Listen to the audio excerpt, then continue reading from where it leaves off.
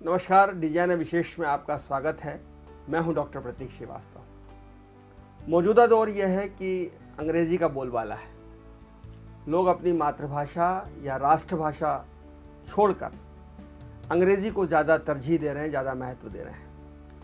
मगर इस अंग्रेजी के प्रभुत्व वाले दौर में इंदौर के दो नौजवानों ने, दो युवाओं ने ये तय किया कि वे कुछ काम हिंदी के लिए करेंगे। और मज़े की बात यह है, बड़ी बात यह है कि ये दोनों युवा हिंदी भाषी नहीं हैं, इनकी मातृभाषा मराठी है। बावजूद इसके इन्होंने ये तय किया कि वे अपनी राष्ट्रभाषा के लिए, अपने प्रदेश मध्य प्रदेश की भाषा के लिए जो हिंदी है उसके लिए काम करेंगे और उन क्षेत्रों में काम करेंगे जो हिंदी भाषी क्षेत्र नहीं है, मसलन कि महाराष्ट्र या साउथ। और इनका काम काफ़ी हद तक पसंद किया जा रहा है, लोग इनके काम को सराह रहे हैं। इनकी हिंदी की सेवा को, हिंदी की साधना को लोगों का बढ़िया प्रतिसाद मिल रहा है। और इन्होंने अपना एक यूट्यूब चैनल भी लॉन्च किया है जिसका नाम है अ मेलोडियस लिरिकल जर्नी।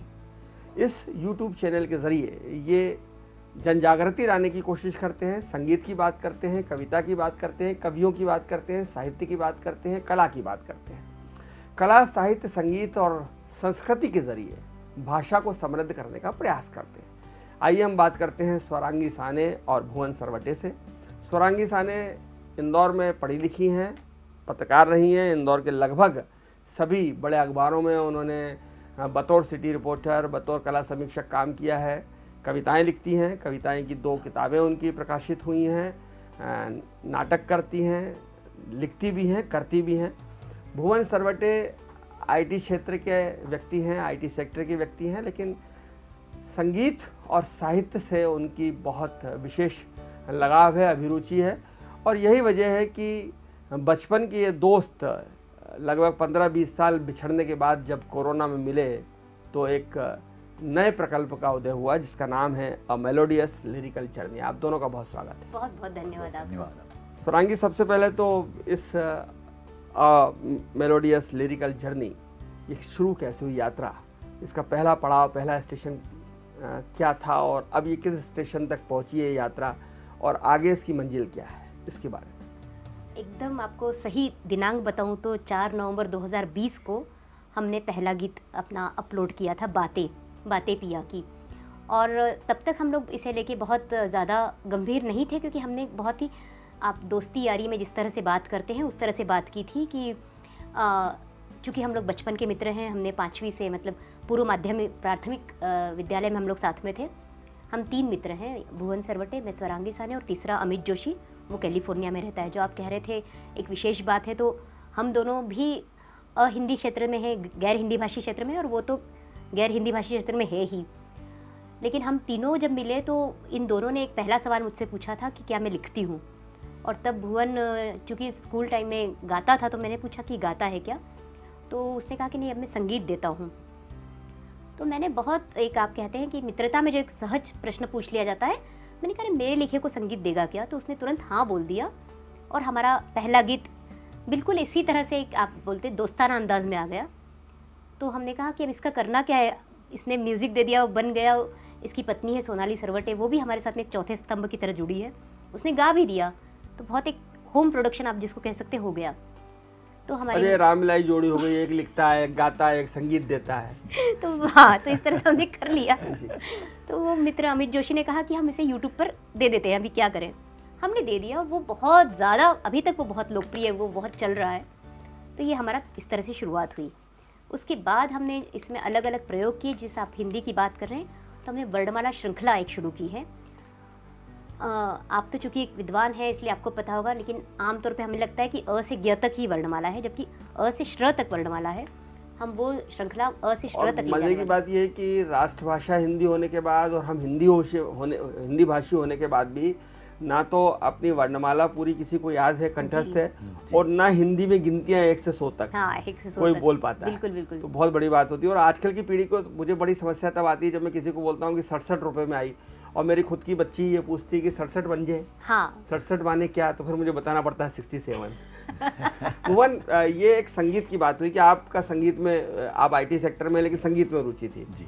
स्वरांगी का मिलना और कविता को संगीतबद्ध करना, लेकिन फिर ये कैसे एक प्लान बना कि हम कुछ काम अपनी हिंदी के लिए करें, साहित्य के लिए करें, इस तरह से किस तरह से आपने योजना बनाई? जी, जैसा कि इन्होंने स्वरांगी ने बताया कि अभी हम लोग इतने समय से मिले नहीं थे और मेरा संगीत का क्षेत्र शुरू से रहा है और घर में एक ऐसा माहौल होने के कारण मैं वहीं सीखा हूँ थोड़ा बहुत। जो माँ जो गाती थी वो मेरे पे संस्कार पड़े और मैं सीखता गया हूँ। तो उस वक्त ये सही में बताऊँ तो कुछ ऐसा कोई भी दिमाग में नहीं आया कि हिंदी के लिए कुछ काम करना है। तो कहने का मतलब साहित्य से कोई संबंध न होने के बावजूद अब ये कह सकते हैं कि एक ट्रिगर कहते हैं हम लोग, एक घटना कह सकते हैं, मिलती है। हाँ, ऐसे एक राह मिली कि और हम सब मित्र मिले और जो इन्होंने बताया वहाँ से ऐसी कुछ ये शुरू हुई कि जैसे शुरुआत हमने गीत से की। अब गीत करते करते जैसे इन्होंने वर्णमाला बताया तो वो एक इंटरेस्ट जागता गया। जैसे जैसे हम बाकी और भी लोगों से मिले, उन्होंने जो सराहना की हमारे काम की, तो इससे और हमें ऐसा लगा कि नहीं, हम सही राह पे हैं और हिंदी के लिए करना चाहिए। क्योंकि जैसे कि मैं बेंगलोर से हूँ, वहाँ भी हिंदी नहीं के बराबर है, लेकिन खैर मेट्रोपोलिटन सिटी तो वहाँ बोलते हैं। तो इस तरह से मैं कहूँ कि जैसे वो शुरुआत तो गीत से हुई थी, हिंदी गीत से, जैसे जैसे वो यात्रा बढ़ती गई एक इंटरेस्ट आता गया, रुचि जागती गई कि हाँ, हमें ये जो है हम सही राह पे और इसे हिंदी को कहीं और दूसरे स्तर पर लेके जाना है। तो एक छोटा सा प्रयत्न हम कह सकते हैं कि तो हम अमित, जो आपके तीसरे साथी हैं जो विदेश में हैं, कैलिफोर्निया अमेरिका में, वो आपकी इस हिंदी प्रयासों को या वर्णमाला को अमेरिका में किस तरह से उसको आगे ले आ पाते हैं? वो हम उनको जोड़ने की कोशिश कर रहे हैं लेकिन वो मिल नहीं पा रहे हैं। तो अब मैं आपसे ही जानना चाहूँगा। भी क्योंकि वहाँ पे भी नाइट जोन चल रहा है ना, मतलब जोन ही अलग अलग होने से वहाँ पे भी रात है तो हमारे पे दिन है, हमारे पे दिन है तो वहाँ रात है। तो हम लोगों की ऐसी बात है, हमेशा यही दिक्कत आ जाती है टाइम जोन की। तो हम अधिकतर हम लोग ऐसा होता है कि संदेशों पे बात कर लेते हैं कि ये करना है। तो वो वहाँ पे जो लोग हैं उनके समूह के, या जो वहाँ पे वो लोग उनको देसी कहते हैं कि देसी बंदे जो लोग हैं, वो उसमें हमारे चैनल को अपलोड बढ़ाते हैं या उन लोगों को बताते हैं कि ये लोग ये देखिए हम इस तरह से काम कर रहे हैं। कई शब्द ऐसे हैं, चूँकि हम लोग तो हमारे समय में अंग्रेज़ी माध्यम स्कूलों का इतना चलन नहीं था, तो हम लोग हिंदी माध्यम में पढ़े, लेकिन फिर भी रफ्ता रफ्ता ऐसा होता है कि आपकी आदत छूटती चली जाती है हिंदी से। तो अब उन शब्दों से उन्हें भी बड़ा मज़ा आता है कि अरे ये शब्द तो हमने पढ़े हुए थे, ये तो हमें पता थे। अब आप उनका वाक्य प्रयोग भूल जाते हैं कि हमें शब्द तो पता है, अजूबा अजूबा, लेकिन अजूबा कहाँ वापरना है, विस्मित कहाँ या हैरान कहाँ। तो जब आप उनका वाक्य प्रयोग के साथ में चलते हैं तो उन्हें लगता है कि हाँ, ये अजूबा जब हम कहते हैं तो यहाँ आएगा। तो ये वर्णमाला श्रृंखला को इस तरह से पसंद किया जा रहा है। अमेरिका में हिंदी की धुरी थाम रहे हैं अनूप भार्गव जी, वो भी बहुत काम कर रहे हैं। उन्होंने मेरी कई कविताओं को पढ़ा है। बेसिकली जो हम लोग काम कर रहे हैं तो हम केवल अमेरिका तक ही नहीं सीमित है। रशिया में प्रगति टिप्निस जी बहुत काम कर रही है, हमने उनका इंटरव्यू भी लिया है। सिंगापुर में रविंद्र परसुरे जी हैं, उन्होंने हमारे लिए एक गीत में गाया है। और रशिया में तो रशियन को लेके उन लोगों का कमिटमेंट बहुत ज़्यादा है, बहुत या फ्रांस या जर्मन के लोग जो हैं, मैं उनको इस बात के लिए सैल्यूट करता हूँ कि वो अपनी मातृभाषा को लेकर बहुत कमिटेड हैं। और वो दुनिया भर से, मैक्स मूलर भारत से संस्कृत पढ़कर गए, लेकिन जब भारतीय वेदों को लिखने की बारी आई तो उन्होंने जर्मन में लिखा। तो ये एक उनकी जो चीज़ है वो हम भारतीयों को सीखना चाहिए। भुवन, किस तरह से जो आपका आईटी का ज्ञान है वो आपकी इस मेलोडियस लिरिकल जर्नी में किस तरह से काम आता है? जी बिल्कुल, ये मुझे खुशी होगी बताते हुए, क्योंकि जिस तरह से आईटी में हूँ और शुरू से साइड बाय साइड अगर हम देखें, जब हम कॉलेज में थे उसके बाद कंप्यूटर कोर्स करते करते, तो ये जो तैयारी मेरी देखा जाए तो वहीं से शुरू हो गई थी। एक छोटा सा मैं उदाहरण देना चाहूँगा। जैसे वर्णमाला की जैसे बात कही तो उसमें अ से अक्षर बनते, अ से अक्षर को जैसे एक विशेष हम उसको अक्षर लेते हैं और उसको हम किस तरह से मूव कर सकते हैं या किस तरह से उसको यहाँ से एक स्थान से दूसरे स्थान ले जा सकते हैं ताकि देखने वाले को थोड़ा सा ऐसा आकर्षित लगे कि हाँ ये कैसे चल रहा है। तो ये इस तरह के जो प्रेजेंटेशंस कह सकते हो आप, ये जो कंप्यूटर में जो टूल्स यूज़ होते हैं वो मैंने उस वक्त से थोड़ा सीखना उस वक्त से, तो वो चीज़ें मेरी तैयारी यहाँ काम आ रही, तो मैं इस तरह से जुड़ा। पैकेजिंग में आपका उपयोग होने लगा है, हाँ, कह सकते हैं। जी बिल्कुल। मिठाई कैसी ये महत्वपूर्ण नहीं, उसका डिब्बा कितना अच्छा है। हाँ बिल्कुल सही। जमाना वही है, हमने प्रयोग किया है ताकि युवाओं तक हम पहुँच पाए। तो हम उसमें ग्राफिक्स का यूज़ हम करते हैं, और मतलब ग्राफिक्स बना के हम उसे प्रस्तुत कर रहे हैं। कविताओं में हम नृत्य प्रस्तुत कर रहे हैं, हम गज़ल में भी नृत्य ला रहे हैं, चित्रकार चित्र बना रहे हैं। मतलब हर विधा को हमने, सब विधाओं को आपस में जोड़ दिया है। मतलब केवल कविता पे चित्र बना दिया, किसी कविता पे कोई नर्तकी नृत्य कर दिया। बिल्कुल। तो बेसिकली ये मेरी किताब है, अब हस्ती बहुत है। तो कई कविताएं इसी में से हम लेते हैं और हमने अपना स्तर कहीं भी गिरने नहीं दिया है, स्तर बरकरार रखते हुए। कई लोगों ने हमें कहा कि ट्रेंडिंग है तो उसको ट्रेंड को आप कर लीजिए, वायरल हो जाएगा। मैं वही जानना चाह रहा था कि चूंकि अब कविता मतलब ये तो कहा गया है कि साहित्य और संगीत के बिना मनुष्य वैसे ही है जैसे पूंछ के बिना जानवर या पशु हो। बिल्कुल। तो हर मनुष्य के जीवन में साहित्य और संगीत होना चाहिए, लेकिन लोग वर्तमान दौर में अर्थव्यवस्था और आर्थिक कारणों से और अर्थ के पीछे भागते भागते कहीं ना कहीं साहित्य, संगीत, कला, संस्कृति, सभ्यता को पीछे छोड़ते जा रहे हैं। ऐसे समय में जो कविता, जिसको बड़ा एक तरह से कहना चाहिए कठिन माना जाता है या दुरूह विषय माना जाता है, उसको आपने किस तरह से जोड़ने की कोशिश की और युवाओं के बीच में कविता को लोकप्रिय बनाने की कोशिश, संगीत के ज़रिए, नृत्य के ज़रिए, पेंटिंग के ज़रिए, ये इसमें कितनी कठिनाइयाँ आई आपको और इसके लिए आपको फाइनेंस कैसे जुटाते हो आप? फाइनेंस जुटाने की तो जो बात आती है वो एक अलग बात कहते हुए मैं फाइनेंस पे आती हूँ कि हम लोग हमेशा सोचते हैं कि महिलाओं को दबाया जाता है या महिलाओं को पीछे रखा जाता है। ऐसा है बिल्कुल नहीं। हाँ, ऐसा है बिल्कुल नहीं। उसका अनुभव मैं इसलिए ले रही हूँ क्योंकि मेरे ये दोनों मित्र मतलब कहेंगे कि मुझे बढ़ावा देने के लिए बड़ा सहयोग करते हैं। मतलब फाइनेंस की जब भी बात होती है बोले नहीं, अपने को इसको अच्छे से अच्छा करना है, तू पैसे की चिंता मत कर, जा जेब से ही जा रहा है हमारे। लेकिन वो तब कहते हैं कि क्वालिटी मेंटेन करनी है। अभी हमें कहीं से कोई आर्थिक सहयोग नहीं मिल रहा है तो हम तीनों ही अपना कुछ जोड़ जाड़ के कर लेते हैं और अपना ही, लेकिन वो वहाँ पे समझौता नहीं कर रहे हैं कि इस पे हमने खर्च पे समझौता कर दिया है। और जो आप कह रहे हैं युवाओं को जोड़ने की बात, तो साहित्यिक पत्रिकाओं तक कविताएं सीमित रहती है तो वही वहाँ पहुँचते हैं जिनकी साहित्यिक अभिरुचि होती है। जिसकी साहित्यिक अभिरुचि नहीं है वो यूट्यूब पे जाता है, स्क्रॉल करते करते उसे कुछ दिख जाता है, वो वहाँ पे रुक जाता है और 11 सेकंड में यदि उसको पकड़ लिया तो वो पकड़ लेता है, नहीं तो वो आगे बढ़ जाता है। तो मुश्किल इसलिए मतलब आई आप कहेंगे तो वो ये कि हमको पकड़ना था लोगों को, और हमारी पकड़ में वो लोग आ भी गए कि अब चैनल से जुड़े हुए वो लोग हैं जो वैसे अमूमन साहित्यिक पत्रिकाओं तक नहीं जाते हैं, वो कविताओं तक उस तरह से नहीं जाते हैं, लेकिन अब चूँकि वो यूट्यूब से जुड़े हैं तो वो अपने आप उन कविताओं तक आते हैं, उनकी अभिरुचि समृद्ध होती है, उन्हें लगता है कि हाँ ये कविताएं तो बहुत अच्छी हैं। तो हो जाए कविता, एक कविता जब आप हैं, किताब भी आपके पास है, तो कोई एक अच्छी कविता जो हमारे वर्तमान परिदृश्य को रेखांकित करती हो, ऐसी कोई कविता। वर्तमान परिदृश्य को रेखांकित करती हो या मेरी पसंदीदा? तुम्हारी पसंदीदा, चलो ये भी ये जो इसकी शीर्षक कविता है, मुझे बेसिकली पसंद आती है वो कविता। ये हंसती बहुत है कि शीर्षक कविता है हंसी, क्योंकि आप भी बहुत हंसती है। मैं तो बचपन से आपको हंसते हुए देख रहा हूँ। बहुत कम लोग जानते होंगे, लेकिन स्वरांगी मेरी विद्यार्थी रही है, तो कक्षा में भी इसको मेरे ज़्यादा हंसने के कारण डांट पड़ती रही। तो ये कविता की विशेषता ऐसी है कि ये इसमें हमने पहली बार ग्राफिक्स यूज़ किए थे। वारली पेंटिंग्स को बना के उसको वारली पेंटिंग, सोनाली सरवटे जो इसकी पत्नी है उसने ही कंसेप्ट दिया कि वारली पे बनाते हैं, इसने ग्राफिक्स बनाए, अमित जोशी ने उसे पढ़ा और ये कविता हम उस साल की हम मित्रता दिवस पर, फ्रेंडशिप डे पर लेकर आए थे, क्योंकि हम तीनों की फ्रेंडशिप का वो एक ये हो गया था। तो ये कविता है हंसी। उससे पूछा जाता है कैसी हो, इसे पढ़ा अमित जोशी ने था उसमें। उससे पूछा जाता है कैसी हो, वह ठीक ठीक जवाब नहीं दे पाती, सोच में पड़ जाती है, लगता है सच कह दे, फिर सोचती है इस प्रश्न का कोई मानक उत्तर ही दे दे।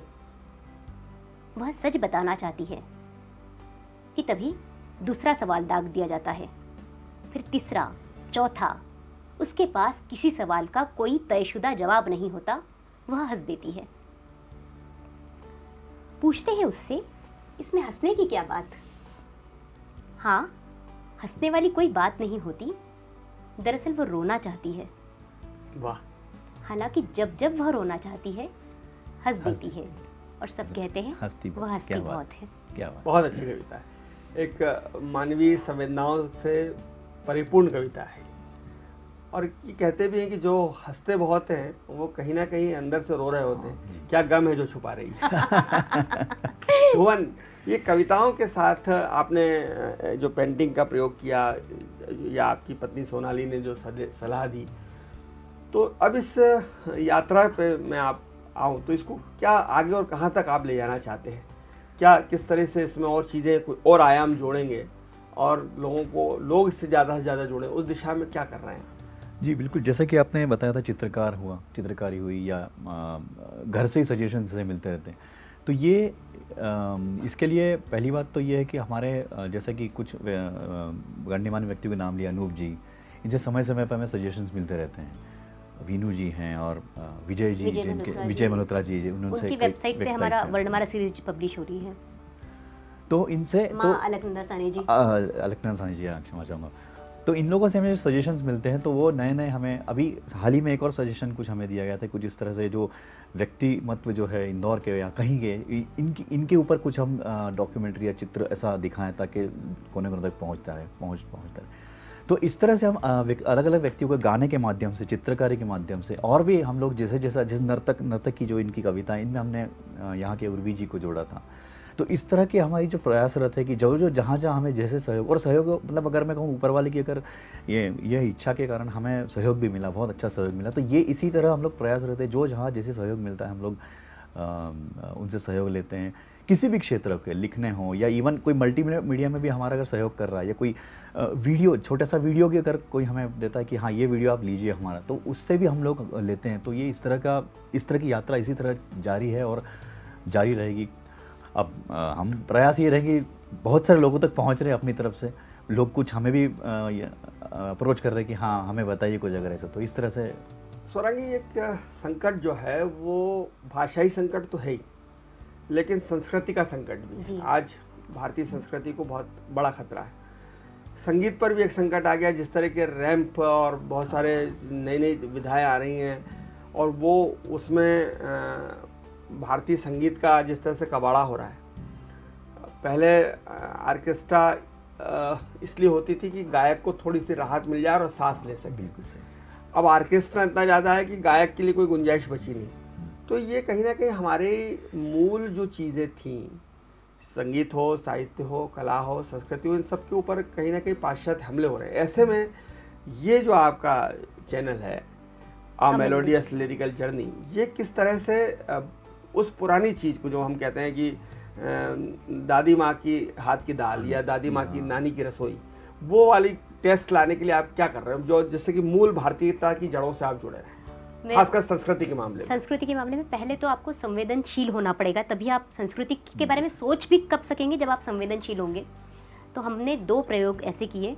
एक तो जाणीव वृद्धाश्रम है पुणे में, हमने उस वृद्धाश्रम की जानकारी लोगों तक दी कि आज की ज़रूरत है जो कि सेकंड होम की तरह हम उसको ले सकते हैं। दूसरा, हमने मूक बधिर बच्चों के साथ में अपना वीडियो बनाया, जो अभी आएगा, अभी वो पाइपलाइन में है। तो आपको पहले संवेदनशील होना पड़ेगा कि आपके पास सब है, लेकिन जिनके पास नहीं है आपको उनसे जुड़ना पड़ेगा। आप दूसरे, आप कह रहे हैं कि दादी नानी की आपने टेस्ट कैसे दी, तो एक हमारा मुनिया की दुनिया एक सेगमेंट है, जिसमें एक छोटी बच्ची है 2.5-3 साल की, 4 साल की, उसके रोज़मर्रा के जीवन की घटनाएँ हैं और वो बड़े अच्छे अंदाज में है। तो उसमें एक उसका किस्सा है, तो हम उससे बात करते तो हमें लगता है ये तो कविवर सूरदास याद आ जाते हैं। मैया मोरी मैंने ही माखन खाया, वो आज की है, तो वो कह रही है मैंने स्केच पेन नहीं चलाया है, मैंने ऐसा काम नहीं किया है। के भाग बड़े सजनी हरी हाथ से ले गए हो। हाँ, क्या बात है, क्या बात है। तो हम ये इस तरह से हर चीज़ को हम जोड़ने की कोशिश कर रहे हैं कि पुरानी चीज़ों को जोड़ने की। हमने 3 शिव वंदनाएँ लेके आए। अभी आप सोचते हैं कि अरे शिव वंदना कौन लिखेगा, या हमने राधा पे गीत लिखा, या गज़ल लिखना बहुत कठिन कर्म है। हमें लगता है गज़ल बहुत आसान है, जब हम ट्रक या टेम्पो के पीछे देखते तो हमें लगता है तुकबंदी तो है ये, लेकिन बाकायदा जब मैंने उसे सीखा गज़ल, और जब उसे लिखा तो बड़ा कठिन कार्य है गज़ल लिखना भी। तो हमने बहुत खुद को आजमाया। जब आप कह रहे हैं नए लोगों को जोड़ना, तो हमने कहा चांद पे बात करिए, लेकिन हम बी लाइक अ मून।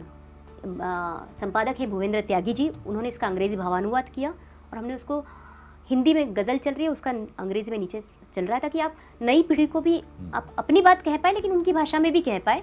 तो हम उन्हें उनकी भाषा में ले जा रहे हैं। मुंबई की बहुत युवा टीम हमारे साथ में है, तो सारे खेल मन के ही है ना, बिल्कुल। हिंदी जो आप कहेंगे ना, बहुत कठिन शब्द भी है, तरल, गहनतम, निर्विकल्प, निर्विकल्प, ऐसे शब्द जिनका उच्चारण करने के पहले हमको वो हमने वापरे हैं और वो बहुत पसंद हुए हैं वो गीत, और युवाओं ने पसंद किया उन गीतों को। मतलब कोई कठिन या सरल नहीं होता, आपके प्रयोग में जो भाषा आती है, आप हिंदी को प्रयोग में ले आइए तो क्लिष्टतम शब्द भी सरल लगने लगेगा।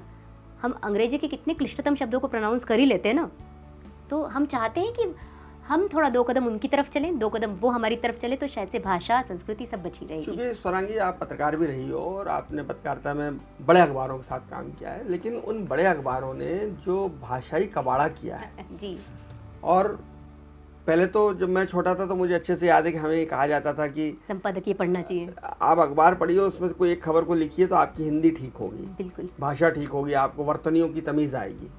लेकिन अब तो मैं देखता हूँ कि बड़े बड़े अखबारों में, सो कॉल्ड बड़े अखबारों में हिंदी के नाम पे इंग्लिश घुसड़ी जा रही है और उसमें पता ही नहीं पड़ता, और हेडिंग्स में और सब में खूब सारे इंग्लिश के शब्द लिखे जाते हैं। तो क्या ये जो हमने भाषा का अखबारों में, पत्रकारिता में जो भाषा का चूचू का मुरब्बा हम जो कर रहे हैं, उससे आप कितनी सहमत हैं? मैं उससे सहमत नहीं हूँ, ये एक बात है। लेकिन अब दूसरी बात ये भी है कि आज की पीढ़ी को भाषा ही नहीं आ रही है। तो मैं वो जो बात कह रही हूँ कि 2 कदम आप चलिए, 2 कदम हम चलेंगे, उन्हें बहुत शुद्ध हिंदी दे दी तो वो समझ ही नहीं पाएंगे। अखबार की उपयोगिता ये है कि आपको समाचार लोगों तक पहुँचाना है, उस लिहाज से। लेकिन उन्होंने शुरुआत गलत की। यदि वो शुरुआत में ही अपनी भाषा पे टिके रहते तो आज ये चर्चा का मुद्दा ही नहीं होता। उन्होंने बिगाड़ा उसको। अब हम सोचें कि उसको कैसे सुधारें, तो सुधारना भी बहुत धीरे धीरे कदम होगा। अभी जो मैं बार बार बात कर रही हूँ हमारी वर्णमाला श्रृंखला की, तो हम उसमें इसलिए शब्द दे रहे कि आपके पास में केवल शब्द भंडार होने से नहीं होगा, आपको शब्दों का प्रयोग किस तरह से करना है ये भी उन्हें बताना पड़ेगा। अब आपने बोल दिया इवेंट, अब इवेंट पे कार्यक्रम सोचते हैं, उसके दिमाग में नहीं आ रहा कि कार्यक्रम क्या है, वो तो इवेंट ही दिमाग में बैठ गया उसके। क्यों आपने बैठाया? जबकि हमारे यहाँ तो लात का अलग मतलब है, टांग का अलग टांग है, का अलग मतलब पैर का अलग है, चरण का अलग है, पैर का अलग है, पग का अलग है। और ये वर्णमाला श्रृंखला में तो हम उसको बोल भी रहे हैं, मतलब प्रोनाउंस भी कर रहे हैं, उच्चारण भी बता रहे हैं कि कैसे उच्चारण करेंगे उसका। तो वो श्रृंखला इसलिए बहुत पसंद की जा रही। तो मुझे लगता है कि हमें भाषा को उन तक पहुँचाना यदि है तो उन्हें सारी हर तरीके से उनको उन तक पहुँचानी पड़ेगी भाषा। आप कबाड़ा हो गया तो वो उनको करने दीजिए कबाड़ा, आप तो उनके साथ में एक समांतर रेखा उससे बड़ी खींच दीजिए, तो अपने आप वो कबाड़ा कम हो जाएगा। ये मुझे लगता है कि ज़्यादा सकारात्मक दृष्टिकोण है। बहुत धन्यवाद स्वरांगी, बहुत धन्यवाद भुवन आपका। आप हमारे स्टूडियो में आए और आपने हिंदी को लेकर, साहित्य को लेकर, संस्कृति को लेकर जो बात की। ये कहा गया है, भारतेंदु हरिश्चंद्र ने कहा है कि जिसको न निज गौरव तथा निज देश का अभिमान है, वह नर नहीं, निरा पशु और मृतक समान है। बिल्कुल बिल्कुल। तो निज भाषा उन्नति है, सब उन्नति का मूल, ये भारतेंदु हरिश्चंद्र ने कहा। तो हम जो स्वरांगी और उनकी युवा टीम भुवन और अमित काम कर रहे हैं, वो निश्चित ही बहुत अच्छा काम है, बड़ा काम है। हम उम्मीद करते हैं कि छोटे तौर पर, छोटे पैमाने पर शुरू किया काम आगे चल के बहुत बड़ा बनेगा और नौजवानों को, युवाओं को अपनी भाषा से, अपनी सभ्यता से और अपनी संस्कृति से जोड़ने में, उन्हें सभ्यता और संस्कृति से प्यार करने में, एक मुकाम हासिल करने में उनको सहयोग करेगा, उन्हें प्रेरित करेगा, उन्हें जागृत करेगा। देखते रहिए डी जनरल न्यूज़, खबरों का सिलसिला जारी रहेगा। नमस्कार।